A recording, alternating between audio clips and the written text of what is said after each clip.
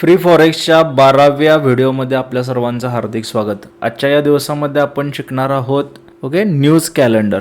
आता हे news calendar असतं काय हे आपण सगळ्या गोष्टी आपण डिटेलमध्ये बघणारच आहे. सगळ्यात मोस्ट इम्पॉर्टंट आपण शिकलेलो होतं की मार्केट अप किंवा डाऊनला जाण्यासाठी कोणकोणते फॅक्टर्स मॅटर करतात किंवा कोणकोणते फॅक्टर्स इम्पॅक्ट करतात. त्याच्यामध्ये आपण काही गोष्टी शिकलेलो होतो. त्याच्यामध्ये सगळ्यात महत्त्वाचं जिओ पॉलिटिकल इव्हेंट्स.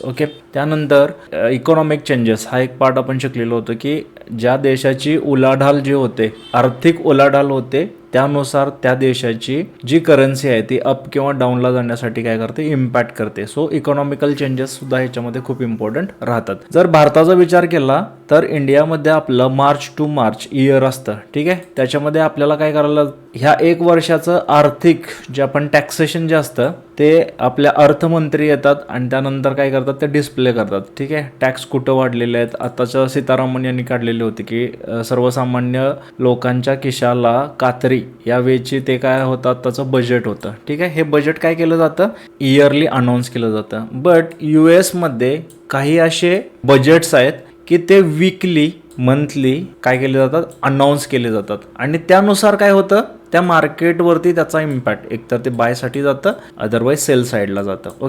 तर हे न्यूज कुठं बघायच्या, कुठं ह्या न्यूज येतात, तर त्या न्यूज कॅलेंडरचं नाव आहे फॉरेक्स फॅक्टरी. हे आहे फॉरेक्स फॅक्टरी. आता इथं आपल्याला बघायला भेटेल आजची तारीख टुडे 7 जानेवारी. याच्यावरती क्लिक केला हे वीकली राहत, वीक वाईज करू शकतो, मंथ वाईज करू शकतो. आता ट्यूसडे 7 जानेवारी. आता इथं काय आहेत, इथं आपल्याला बघायला भेटतील 5:02 पहाटे 5:02 वाजता JPY, GBP, AUD ह्या ज्या करन्सीज होत्या ह्या करन्सीचा काय होता, इट इज अ इम्पॅक्ट. आता हा जो येल्लो जो एन्व्हलप आहे ह्याला एन्व्हलप म्हणतात. हा येल्लो एन्व्हलप जो आहे याचा इम्पॅक्ट एवढा हाय नसतो, बट जो रेड इम्पॅक्ट राहतो, सो या रेडचा इम्पॅक्ट काय राहतो, ओव्हरऑल रेडचा हाय इम्पॅक्ट राहतो मार्केटवरती. ठीक आहे, आता हा इम्पॅक्ट कसा असतो, हा CPI म्हणजे काय राहतो, ह्या सगळ्या गोष्टी आपण काय करणार आहे ॲडव्हान्स कोर्समध्ये एकदम डिटेलमध्ये बघणार आहे. ठीक आहे, तर याच्यामध्ये आता मी तुम्हाला दाखवतो. आज आहे 7 वाजता 8:30 आपल्याला CAD कॅनेडियन डॉलरचा EVI, EVPMI, USDचा ISM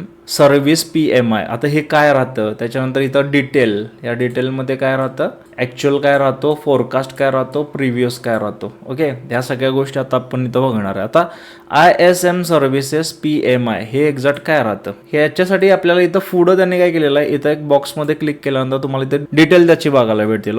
याचा लॉंग फॉर्म आहे ISMचा इन्स्टिट्यूट फॉर सप्लाय मॅनेजमेंट.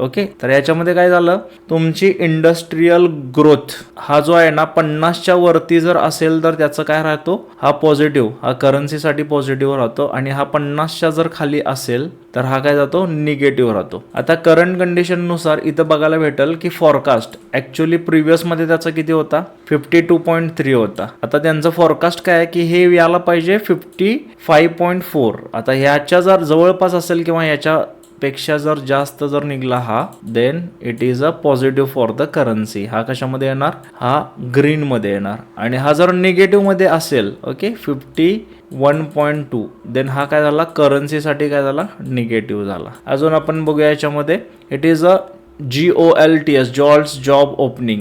याच्यावरती काय बघा, number of job opening during the reported month excluding the farming industry. Farm सोडून जर याच्यामध्ये नंबर ऑफ जॉब ओपनिंग जर असतील याच्यामध्ये, तर याचा इम्पॅक्ट काय राहतो बऱ्यापैकी. जर जॉब ओपन झाले तर काय होणार आहे, जे अनएम्प्लॉय म्हणजे जे एम्प्लॉई ज्यांना अजून काय मिळालं नाहीत, एम्प्लॉयमेंट मिळालं नाही, त्यांना म्हणायचं अनएम्प्लॉई लोक आहेत, त्यांना काय भेटतील, इथं त्यांना जॉब भेटतील. जॉब भेटल्यामुळे त्यांची सॅलरी स्टार्ट होईल. सॅलरीतून काय व्हायला लागेल, टॅक्स गव्हर्नमेंटला भेटायला लागतील. जॉब ओपनिंगमुळे जॉबच्या रिलेटेड त्या इंडस्ट्री सेक्टर रिलेटेड सगळे टॅक्सेस आपल्याला गव्हर्नमेंटला भेटायला सुरू होतील. त्यामुळे हा जो आहे हा जर याच्यापेक्षा जास्त असेल then it is positive for the currency, otherwise negative for the currency.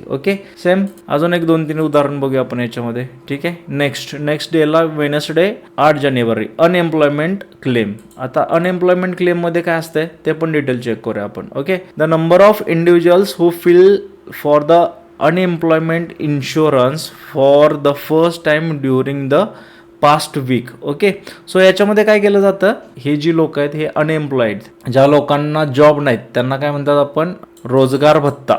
बेरोजगार भत्ता आपल्या इथं इंडियामध्ये भेटला जातो. तसंच इथं काय भेटली जाते, स्टायफंड भेटला जातो, सम अमाऊंट ऑफ मनी भेटली जाते.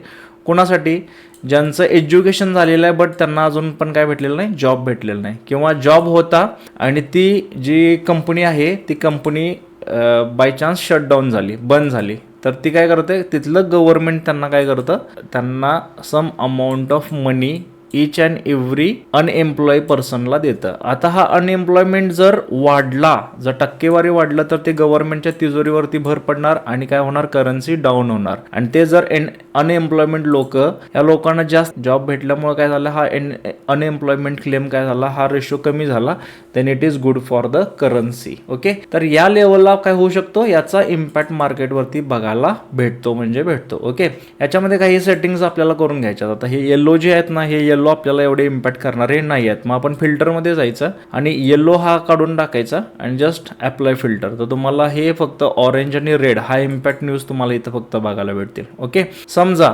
तुम्ही एकच करन्सी यूज करता, USD वरतीच तुम्हाला बघायचं आहे, गोल्ड XAU USD करायचं आहे, GBP USD करायचं आहे, कोणतीही USD चीच फक्त न्यूज तुम्हाला बघायची आहे. परत फिल्टरमध्ये जा, तुम्ही या करन्सीमध्ये जाऊन फक्त सिलेक्टेड USD केला तर तुम्हाला फक्त USDच्या सगळ्या न्यूज बघायला भेटतील. तर आज किती वाजता आहे, 8:30 वाजता ती न्यूज आहे. उद्या संध्याकाळी 6:30, 7 ते 9च्या दरम्यान न्यूज आहे. गुरुवारी 12:30, रात्री 12:30च्या दरम्यान FOMC आहे. त्यानंतर शुक्रवारी 7 वाजता परत हे सगळे हाय इम्पॅक्ट न्यूज आहेत. तर हे आपल्याला काय भेटतं, this is the calendar, news calendar. Okay, या सगळ्यांचा इम्पॅक्ट होतो का तेवढा, तर हा होतो का नाही आपण चेक करूया. USD अनएम्प्लॉयमेंट रेट इथं आपण चेक करूया. ठीक आहे, आता 6 डिसेंबर 2024 त्या दिवशी हा अनएम्प्लॉयमेंट रेट होता.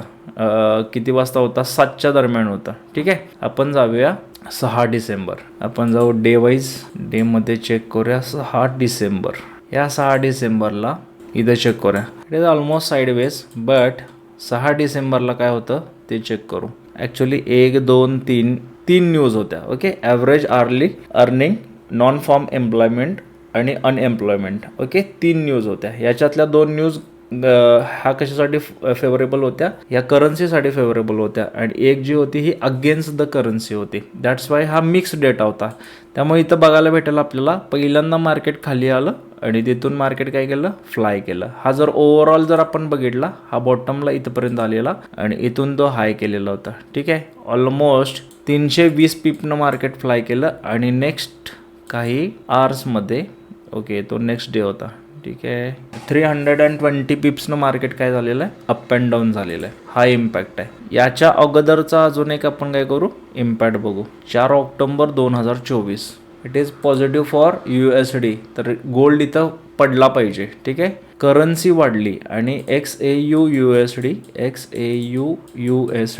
USD जर स्ट्रॉंग झाला तर काय होणार, गोल्ड फॉल करणार. USD वीक झाला तर गोल्ड फ्लाय करणार. तर इथे चेक करूया काय झालेलं होतं त्या दिवशी, बरोबर 6 वाजता.